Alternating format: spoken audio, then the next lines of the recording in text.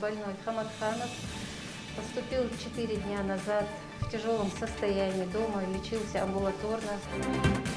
Неужели снова количество заболевших коронавирусом увеличивается с каждым днем? Вторая волна уже подбирается. Как уберечься? Если подросток совершил преступление до достижения возраста уголовной ответственности, по решению суда он может быть направлен в специальное учебно-воспитательное учреждение закрытого типа сроком от 1 до 3 лет. Ума много не надо, что заставляет малолетних преступников нарушать закон. Статистика и меры в нашем выпуске.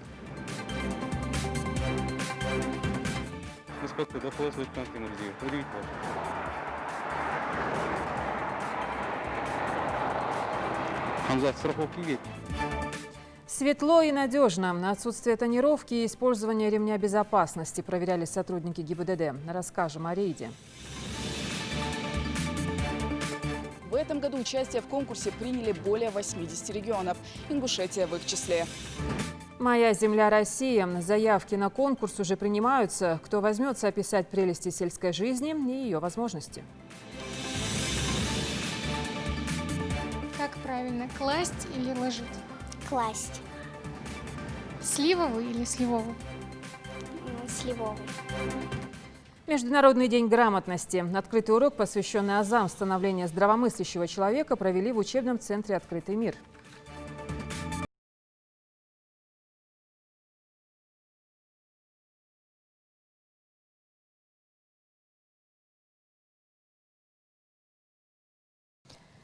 Здравствуйте, это новости 24. Начнем с политического события. Сегодня ровно год исполнился со дня вступления в должность главы Ингушетии Махмуда Али Калиматова. Что уже сделано за этот период, с какими проблемами пришлось столкнуться и чего предстоит достичь, узнаем у Муслима Ганиева. Калиматов Махмуд Али Макшарипович. Выборы главы республики состоялись путем тайного голосования на 58-м внеочередном заседании парламента Ингушетии. А сразу после прошла торжественная церемония вступления в должность нового руководителя субъекта. Я, Калиматов Махмуд Али Макшарипович, вступая в должность главы республики Ингушетия, обязуюсь соблюдать, защищать Конституцию республики Ингушетия, добросовестно исполнять возложенные на меня народом Ингушетии обязанности, уважать, защищать права и свободы человека и гражданина, охранять безопасность и территориальную целостность Республики Ингушетия.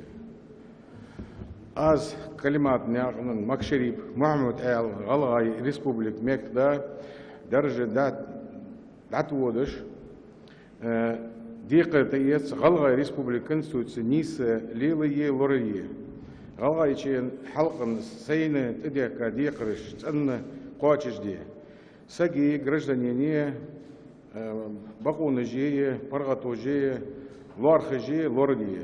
Галгай республика, эремзли, территориальная, барчилой, лорие. За 2 месяца, пока Махмуд Али Калиматов был в Рио главы республики, он уже успел ознакомиться с социально-экономической ситуацией и с задачами национальных проектов. В приоритете стали обновление правительства и Кабмина республики, реанимация промышленных объектов и снижение безработицы. Вместе с тем Махмуд Али Калиматов начал решать проблему кадрового голода в республике. Поиск эффективных управленцев, способных оперативно и стратегически выверенно решать проблему родной республики. Так Калиматов сразу же запустил в республике кадровый конкурс. Ингушетия курс на обновление – это отбор самых перспективных. Из 3700 участников были определены 20 лучших. 6 из них сразу же назначены на руководящие должности. Это большой успех. Проявили очень высокий уровень подготовки при заочном этапе. Но и принято решение включения в базу перспективного руководителя и специалистов новых конкурсантов на не пробившийся финал. То есть кто еще и не прошел, все равно мы будем формировать резерв, который будет учитываться в последующем и дальнейшем продвижении и предложении на работу.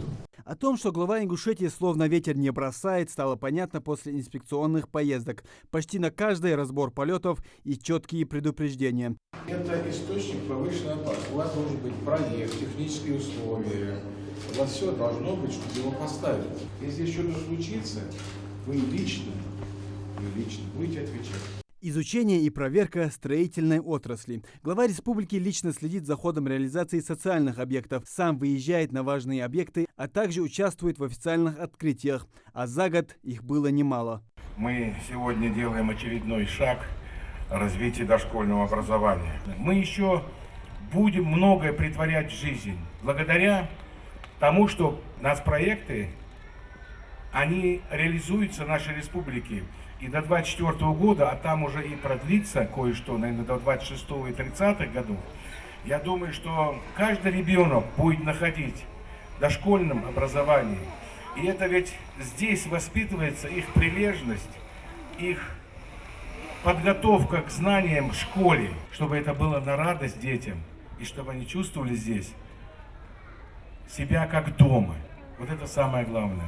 Не оставляет в беде глава Ингушетии и тех, кто оказался в сложной жизненной ситуации. В мае этого года по его инициативе создан фонд национального развития республики, в который он отчисляет свою заработную плату. Фонд призван оказывать поддержку малоимущим семьям. Так оказана материальная помощь тысячам семей в период пандемии коронавируса. Также в республике прошла акция по раздаче свежего мяса. В фонд также поступают средства меценатов и бизнесменов. Я не ожидала, что придете, принесут мне жиддашбяхкан. Я живу тут с детьми в вагончике. Особое внимание главы уделяется и молодежи. Так он посетил молодежный форум «Машук». Мотивация главы республики оказалась настолько сильной, что Ингушетия стала лидером среди регионов СКФО по сумме выигранных грантов.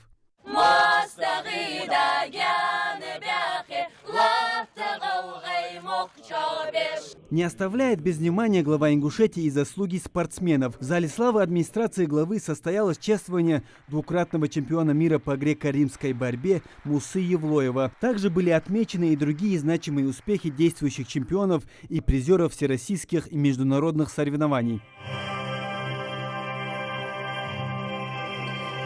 Важная задача перед главой республики и строительство дорожной инфраструктуры. Самый большой проект – это, конечно же, федеральная трасса М-29. 3 транспортные развязки, 4 полосы движения, современное освещение и сотни новых дорожных знаков. Проект в первую очередь призван минимизировать ДТП и обеспечить безопасное и комфортное передвижение через Ингушетию. 26 километров участка дороги превратились в настоящую стройплощадку.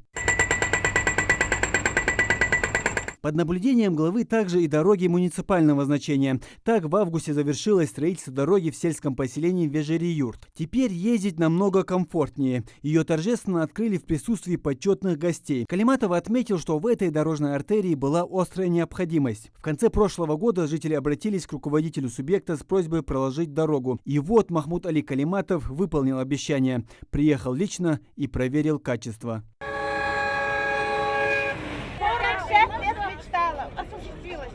Еще один вопрос, который требует особого внимания, это обеспечение жителей республики питьевой водой. Это волнует практически всех. В июле глава Ингушетии лично контролировал работы по монтажу нового центробежного насоса мощностью 4000 кубометров воды в сутки в административном округе Гамурзиевский. Тогда по поручению Махмуд Али Калиматова правительство закупило 13 глубинных погружных насосов. Это помогло решить проблему с нехваткой воды на данном участке. Частично эта проблема решена, но большая часть работы впереди. Представляете,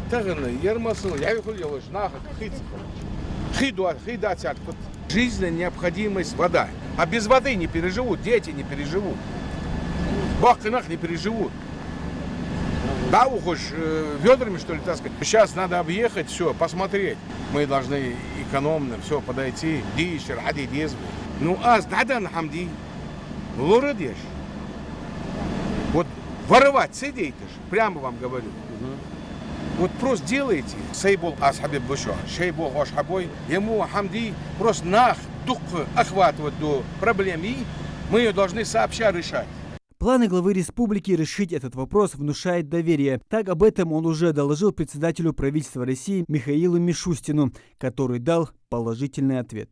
Еще в самом начале Махмуд Али Калиматов дал понять, что правительство и главы муниципалитетов будут нести личную ответственность за реализацию нацпроектов. Сегодня в республике реализуется 51 из 67 федеральных проектов, предусмотренных в составе 12 нацпроектов. Общая сумма федеральных субсидий с учетом планируемых к подписанию соглашений составляет более 5,5 миллиардов рублей. А вот что ждет Ингушетию в ближайшее время, по мнению главы республики. Формат, который выработан мною, теми людьми, которые рядом со мной работают, он жизнеспособный, и мы будем продолжать это. Мы знаем алгоритм решения данных вопросов.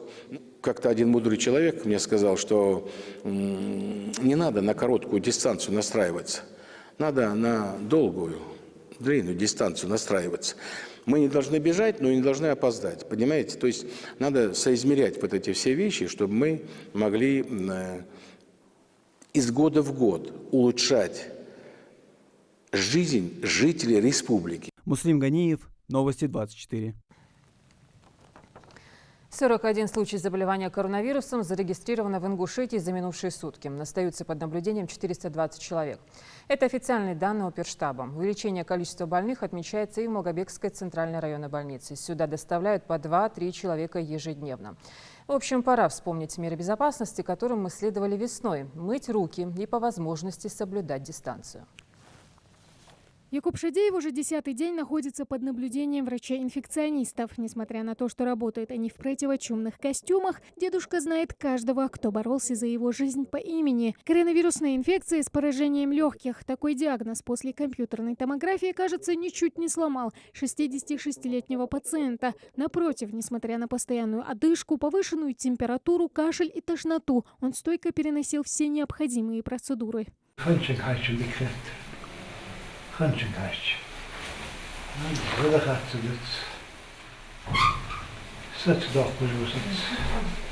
Нормально.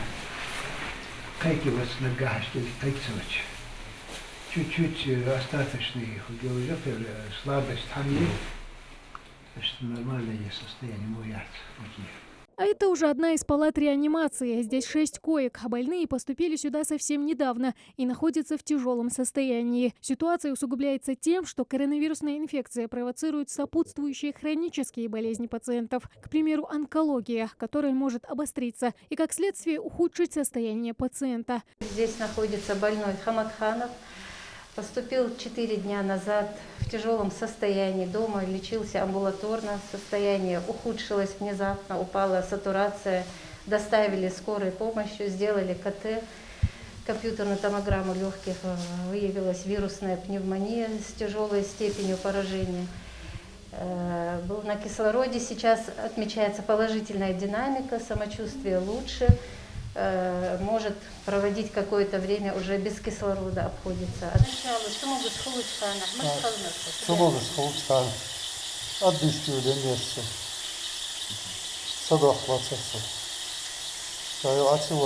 Кислород подключите, и с тех пор я под кислородом. Все это 10 дней, да? Нет, не 10, 7 дней я под кислородом. Первые 3 дня пока потом уже 7 дней я под кислородом. Острый период, у него нарастала клиника, начала падать сатурация, и мы тогда ему уже на 3-й день подключили кислород, и вот он с помощью кислорода сейчас уже идет улучшение, постепенно будет его убирать, но пока он в нем нуждается, и он у нас есть, он его получает. По словам врачей-инфекционистов, каждый день к ним в отделение поступает по 2-3 человека с коронавирусной инфекцией различной степени тяжести, при поступлении которых сразу же больному делается КТ, ЭКГ и УЗИ грудной и брюшной полости. Радует тот факт, что подключенных к аппарату ИВЛ среди заразившихся нет. Сейчас после незначительного спада опять пошло увеличение числа поступающих больных в инфекционное отделение с вирусной пневмонией полисегментарной. У нас сегодня на 66 коек развернутое отделение, 48 пациентов находятся на стационарном лечении. Поступают больные, бывает сразу в тяжелом состоянии в реанимацию. Вот вчера поступили 2 сразу в реанимацию. Это больные с тяжелой сопутствующей патологией, у которых быстро развивается клиника нарастает дыхательная недостаточность, и они попадают, как правило, в реанимацию. Как рассказывает Ханифа Хашеева, люди порой не обращают внимания на первоначальные проявления ковид, зачастую из-за схожести симптомов с обычной простудой, из-за чего просто усугубляют свое состояние.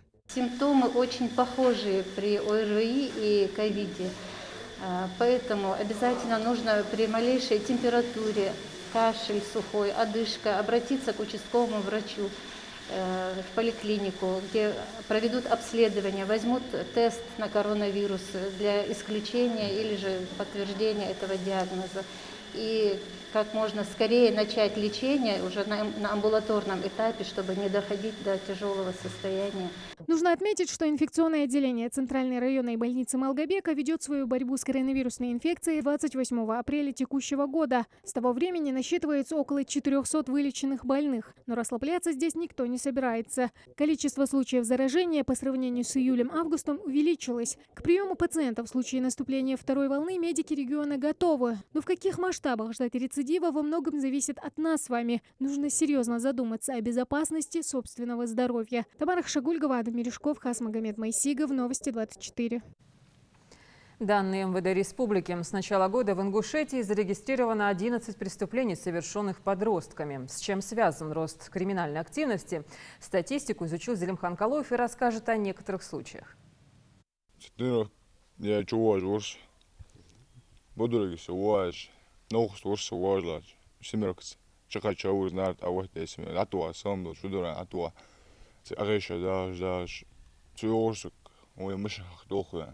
Именно после этого у них и возникла идея пойти на грабеж. 15-летний мальчик в содеянном раскаивается. Безобидная прогулка на машине несовершеннолетних парней обернулась воровством. Вместе с приятелем они украли 7 телефонов и около 30 тысяч рублей.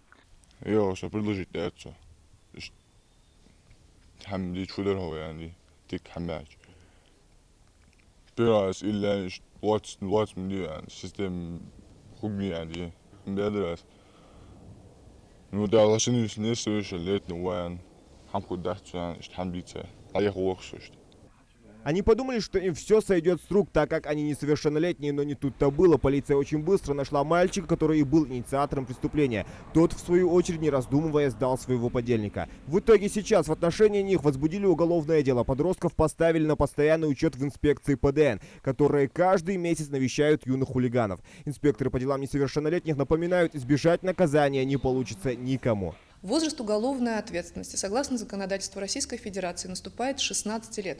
За совершение тяжких и особо тяжких преступлений – с 14 лет. Однако, если подросток совершил преступление до достижения возраста уголовной ответственности, по решению суда он может быть направлен в специальное учебно-воспитательное учреждение закрытого типа сроком от 1 до 3 лет. С начала этого года в регионе зарегистрировано 11 преступлений, совершенных лицами, которым нет еще 18, что гораздо меньше, если сравнить ситуацию с прошлым и позапрошлым годами. А вот в 2017-м их было всего 9, тогда Ингушетия даже возглавила топ-5 регионов с низким уровнем подростковой преступности. Трудные подростки, желание доказать свою самостоятельность и взрослость, юношеский максимализм толкает подростков на необдуманные поступки, в том числе на преступления. Сейчас на профучете в ПДН состоит 49 подростков, из них 21 поставлен в текущем году. Из них 42 мальчика и 7 девочек. Послужной список юных нарушителей удивляет. 5 человек употребляют наркотические средства, 2 – алкогольную продукцию, 9 совершили правонарушения, 3 – антиобщественные действия, 7 привлечены к уголовной ответственности, 6 совершили общественно опасные деяния до достижения возраста уголовной ответственности, 15 обвиняются либо подозреваются в совершении преступлений и 1 осужденный за преступление небольшой или средней степени тяжести. Особое внимание уделяется организации индивидуально-профилактической работе с трудными подростками, в ходе которой в обязательном порядке учитываются личность юного правонарушителя и его окружение, характер совершенных проступков и условия семейного воспитания. Порой 16-летние подростки совершают весьма серьезные преступления, и в памяти инспекторов ПДН они остаются надолго. Житель города Магаз, будучи 16-летним подростком, он совершил ряд достаточно серьезных преступлений, таких как грабеж, разбой с применением оружия на территории соседней республики. Вернувшись в нашу республику уже домой непосредственно, К сожалению, на путь исправления он не встал, и уже в отношении жителей нашей республики он совершил несколько преступлений, которые были квалифицированы по статье 159 Уголовного кодекса Российской Федерации «Мошенничество». То есть он входил в доверие к людям и просил у них их мобильные сотовые телефоны и обманным путем списывал с них достаточно серьезные крупные суммы денег. Установить и определить местонахождение удалось очень быстро. Преступника поймали по горячим следам. Такими темпами лучшие годы в своей жизни ребята очень легко могут провести за решеткой. Зелимхан Калоев, Асхаб Билакиев, Новости 24. Скорбная дата. Сегодня день памяти жертв блокады Ленинграда. Она началась 79 лет назад. В Санкт-Петербурге прошло траурное мероприятие. В этот день, по традиции, горожане несут цветы на Невский проспект к надписи «Граждане, при артобстреле. Эта сторона улицы наиболее опасна». И на кладбище, где похоронено сотни тысяч погибших от голода. Блокада продолжалась почти 900 дней. За это время в городе от голода умерли примерно около 1,5 миллиона человек. Точную цифру историки не могут назвать до сих пор. Именно тех, кто погиб в те дни, сегодня зачитывали у Зимнего дворца и на других площадках Петербурга. Устами младенцев решено повлиять на неаккуратных автолюбителей. Сегодня дети стоят на страже безопасности. В Магасе прошел флешмоб с участием сотен воспитанников Центра образования. Поводом послужила череда аварий и количество жертв ДТП на дорогах Ингушетии. Что запечатлели на плакатах и к чему призывает молодое поколение, расскажет наш корреспондент. Около 600 учеников, а также их учителя. В одном ряду сегодня стоят все те, кому не безразлична судьба людей, погибающих на дорогах республики. У всех них одна цель – сказать «нет» убийствам на дорогах. Акция в Магасе как итог трагических событий на дорогах республики. Дети призывают водителей не нарушать правила дорожного движения, а также наглядно показывают, чего стоят превышенные километры.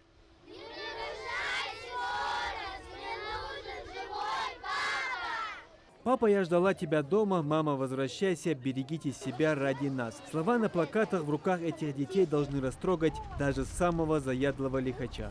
Папа, я ждала тебя дома. И что бы ты сказала водителям, которые нарушают правила дорожного движения? Больше не нарушать правила, ездить тихо и осторожно. Главный посыл данного флешмоба – это чтобы родители помнили, что дома их ждут, и не превышали скорость на дорогах.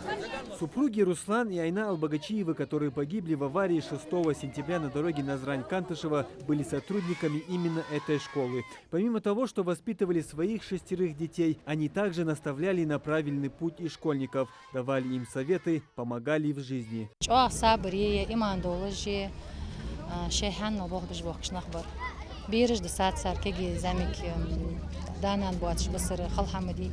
Они очень добрые, отзывчивые люди были, очень веселые. На плакатах у детей различные надписи, призывающие прекратить нарушать правила дорожного движения. Некоторые из присутствующих даже сами пострадали в аварии и испытали на себе то чувство, когда на тебя на большой скорости летит машина. К примеру, 10-летний Мухаммед был сбит прямо на пешеходном переходе в декабре 2019 года. События той ночи помнит плохо, но последствия не забудет никогда. Я лежал в больнице около полугода. Из-за этого я не смог нормально жить. Мне было очень плохо, я чувствовал себя неважно. Также я создавал очень много проектов, как защитить себя на пешеходных переходах, чтобы людей не сбивало, чтобы люди жили, чтобы все хорошо было. Я просто не хочу, чтобы люди умирали, потому что нельзя так. Люди должны жить. Сегодняшняя акция в Магасе – это только старт большого проекта. Именно такие надежды возлагают организаторы этого мероприятия. Они уверены, что этот пример будет заразителен и его подхватят все школы республики. Хотели призвать все образовательные организации, чтобы они подхватили эту эстафету этого флешмоба, чтобы водители наши соблюдали правила дорожного движения, в том числе и скоростной режим. Мы передаем эту эстафету всем школам Республики Ингушетия и настоятельно просим их поддержать нас в этом, поскольку это очень важная тема, ее нужно обсуждать, и о ней нужно говорить. Просим беречь вас, своих родных и близких. Напомним, что авария, в которой погибли супруги Албагачиева, а также сестра мужчины, произошла позавчера, когда они направлялись домой со свадьбы родственников. В тот же день около полуночи в ДТП попали еще около 10 машин. В общей сложности за день погибли 6 человек. А число жертв за 8 месяцев этого года превысило 40. Около 200 пострадали. Муслим Ганиев, Майырбек Миржоев. Новости 24. Вчера в эфире новостей вышел сюжет о ДТП в селе Майское, в котором погибли 3 человека. Обе столкнувшиеся машины не входили в состав кортежа. Автор репортажа не говорил о причастности свадебного кортежа к страшной аварии. Напротив, участники кортежа оказали помощь пострадавшим. Тем, кто пытается использовать любую возможность для создания ажиотажа в интернет-сетях и толкует сказанное исключительно с целью провокации, убедительная просьба остановиться. В столице прошел спецрейд по безопасности дорожного движения. Только на этот раз автомобилистов не просто призывали к сознательности, но и наказывали за нарушение рублем. Микаил Тангиев расскажет подробно. Салам алейкум. Инспектор ДПС лейтенант Тимурзиев. Предъявите ваше.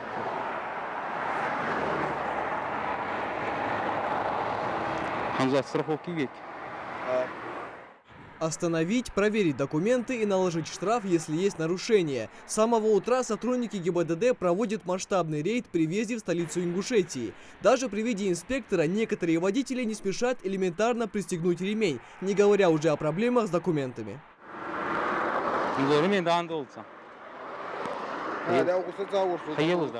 Тонировка передних стекол – еще одно частое нарушение, которое можно встретить на дорогах нашей республики. Согласно закону, светопропускаемость боковых передних стекол не должна быть меньше 70%, а лобового – менее 75%. Далеко не все автолюбители следуют этим правилам и наглухо обклеивают свои машины. Почему затонированными едете? Да я вот недавно. Как? Ну, понятно. Почему вы не устранили?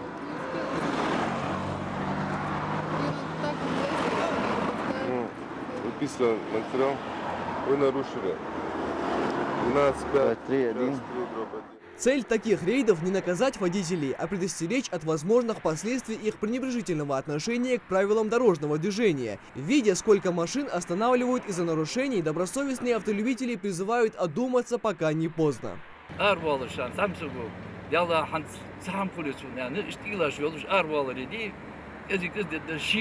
Naha teypini, kış teypini bak bağlaştı lahtı hansızdır ve kegina harça bulmuş. Şey diyal peymurda sosluş ya. Gezik iyi değiliş, argo alışan. Dohkum domu ve hanzildir. Taktit on boğaz dojmalahti ve kegina. Naş genafon bir yer, ekir glavmıdır. Правила дорожного движения, амия, автошколяка, права, да, я давай говорю, шайца, раз я права, да, ехать, да, чего-то. Что дизель, что даз, нас права, ми еще дизель. Езда с тонировкой, управление транспортом в состоянии алкогольного опьянения, нарушение по части регистрации своего авто. Вот неполный список административных правонарушений, которые выявляют на этом рейде. Особое внимание уделяют управлению автомобилем с подложными номерами. Хотелось бы уведомить наше население, что у нас имеются специальные фиксирующие камеры, которые выявляют таких нарушителей. В отношении этих водителей будут составлены административные материалы и направляться для исполнения к мировым судьям. Данная статья не предусматривает административного штрафа. По этой статье идет только лишение водительского удостоверения сроком от 6 месяцев на 1 год. Такие рейды начались давно и до особого распоряжения будут проводиться ежедневно. Инспекторы ГИБДД в который раз призывают водителей соблюдать ПДД, быть бдительными на трассе и уважать остальных участников дорожного движения. Микаил Тангиев, Хамзат Халухоев, Новости 24. На базе администрации Назрани прошел семинар в рамках публичных обсуждений ингушского УФАС за третий квартал 2020 года.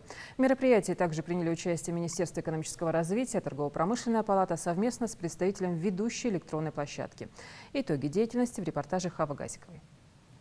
61 жалоба, 80 постановлений о назначении административных наказаний на общую сумму больше 19 миллионов рублей. Это сухие цифры, но за ними стоит работа сотрудников Федеральной антимонопольной службы. Ее деятельность обсуждают публично далеко не в первый раз. Подобные мероприятия проводят каждый квартал текущего года.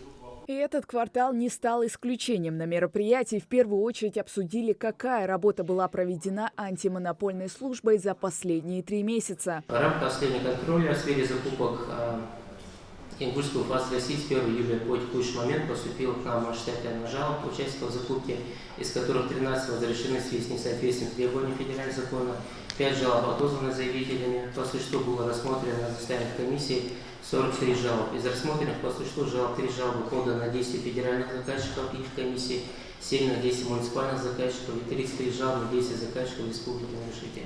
То есть получается у нас подавляющее большинство это вот республиканские закупки.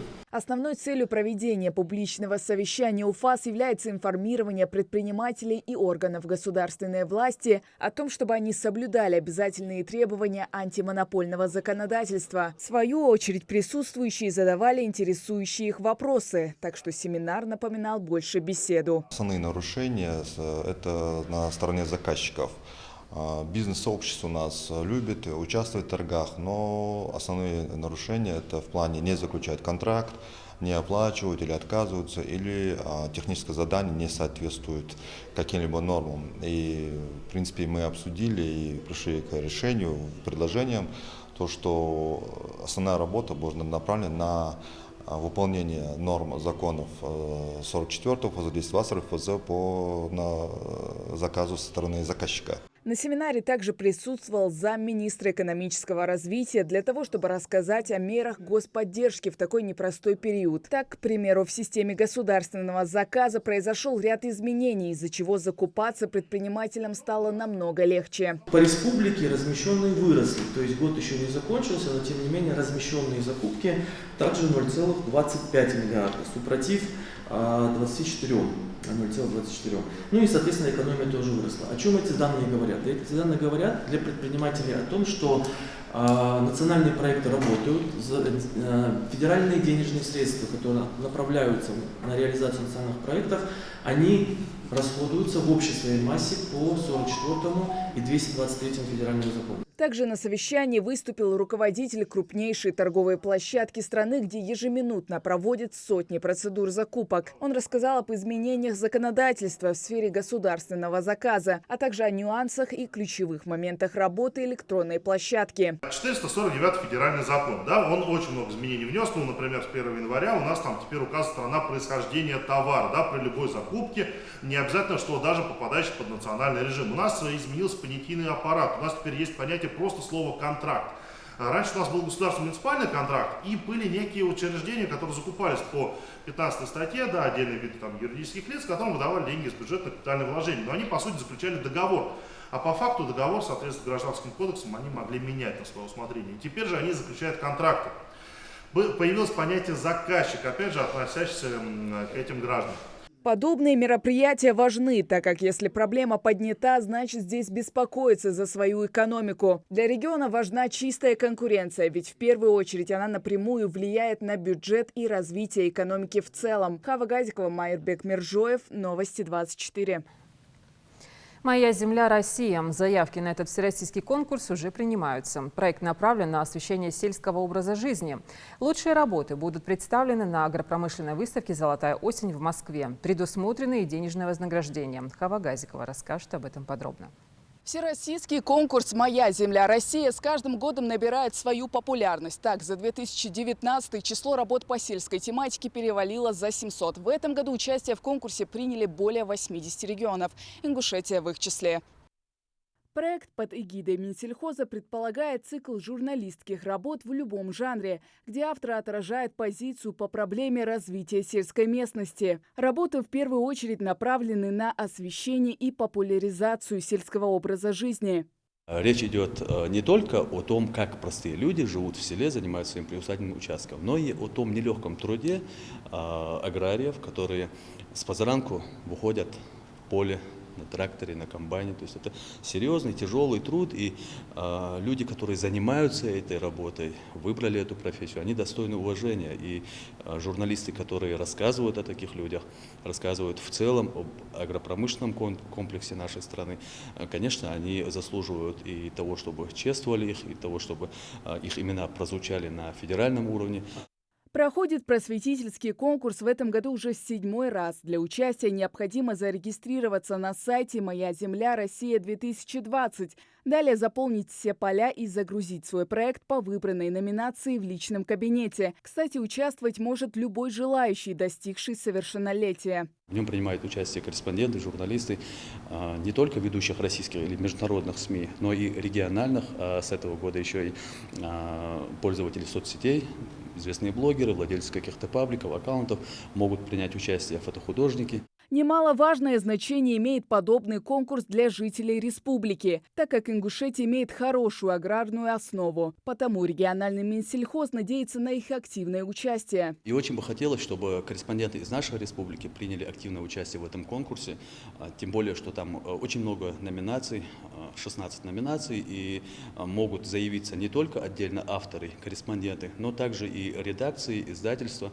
Продлится конкурс до 11 сентября. Затем в течение недели жюри определит победителей. А в октябре будет награждение в виде денежных призов от 20 и до 100 тысяч рублей, в зависимости от номинации. Хава Газикова, Асхаб Белакиев. Новости 24. Письмо плюс чтение равно грамотность, а вот без нее нет развития личности. Чтобы что-то узнать, надо прочитать. В общем, формула простая. Сегодня Международный день грамотности. К этой дате в учебном центре «Открытый мир» посвятили специальный урок. Тему продолжит Тамара Хашигульгова. Грамотность – это свобода. Грамотность – лучшее лекарство. Грамотность – это сила. Учить правила, читать книги, тренировать память и развивать внимание. Третьеклашки уверены, без таких навыков далеко не пойдешь. Вначале ребятам рассказывают о том, что такое грамотность и для чего она нужна. А уже потом начинается самая интересная часть урока – своеобразный срез, который покажет, кто здесь самый умный и смышленый. Пожелаем друг другу удачи, у вас все получится. Вы молодцы! Переписать текст грамотно и красиво, составить пословицы и поговорки и угадать слово, которое спрятано в предложении. В конкурсе «Пиши грамотно и красиво» 3 задания. Ильяс Богатырев в своих силах уверен, ведь он очень любит читать, хотя кое-что и вызвало затруднения. Я думаю, что 3 самое сложное, потому что надо в словах находить словарные слова. Великий, могучий, но при этом достаточно сложный. Грамотность – это не только прочтение и письмо. Это еще и показатель развития, своеобразный фундамент, на котором все стоит. Малыши уверены, если хорошо учиться, можно добиться больших успехов в будущем. Поэтому уроки не пропускают. Мне нравятся эти уроки, потому что они интересные. И с помощью этих уроков можно получать знания. Словарные слова я пишу дома, чтобы по русскому языку получать 5. А что такое словарные слова? Расскажи.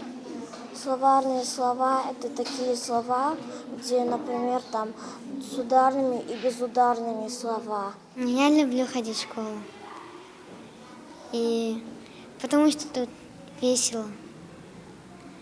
Тут все узнают знания, читают книжки. Международный день грамотности был учрежден ЮНЕСКО еще в 1966 году прошлого века с целью повышения уровня знаний. Кстати, по статистике, читать и писать до сих пор не умеет более 700 миллионов взрослых, а около 300 миллионов детей и вовсе никогда не ходили в школу. Россия в списке стран по уровню грамотности только на 19-м месте. А это значит, есть над чем поработать. И не секрет, что прокладывать дорогу нужно еще в детстве. Грамотность – это, наверное, одна из составляющих личности человека. Итак, грамотность, если в нашем современном мире, в 21 веке, не будет грамотности, грамотный человек, он просто не сможет приспособиться к новому обществу, к новым реалиям, к новым работам и так далее. Никакой работодатель не захочет брать на работу неграмотного человека. И поэтому мы стараемся прививать грамотность к нашим обучающимся именно с 1 класса. Пока школьники помладше решают задания с учителем, мы тоже решили в стороне не оставаться и проверить, насколько хорошо русский язык знают ребята постарше. Более 600 или более 600? Более 600. А тюль женского рода или мужского? Мужского. Как правильно, звонит или звонит? Звонит. Звоните. Творог или творог? Творог. Как правильно, класть или ложить? Класть. Сливовый или сливовый? Сливовый. Как видим, школьникам есть еще чему поучиться. Некоторые слова все же вызвали у них небольшие затруднения. Тем более, что филологи советуют учить по 2-3 новых слова ежедневно. Возможно, именно это поможет повысить грамотность, а может даже вернуть нашей стране статус одной из самых читающих. Это в руках каждого. Главное только начать. Тамара Хшагульгова, Ахмед Гандаров, Новости 24. На чемпионате России по кикбоксингу команда Ингушетии завоевала 1 серебряную и 4 бронзовых медали. Чемпионат проходил в Ульяновске и собрал 500 спортсменов из 40 субъектов России, которые боролись за право войти в состав сборной страны. Бронзовыми призерами стали ингушские спортсмены Муталиев Ислам, Алиев Адам, который выполнил норматив мастера спорта России, Олегов Хаваш и Мережков Хамзат. Серебряным финалистом чемпионата России в дисциплине фулл-контакт стал воспитанник спортивного клуба «Сурхо» Ислам Баркинхоев. Следите за новостями на канале Ингушетия и до встречи в эфире.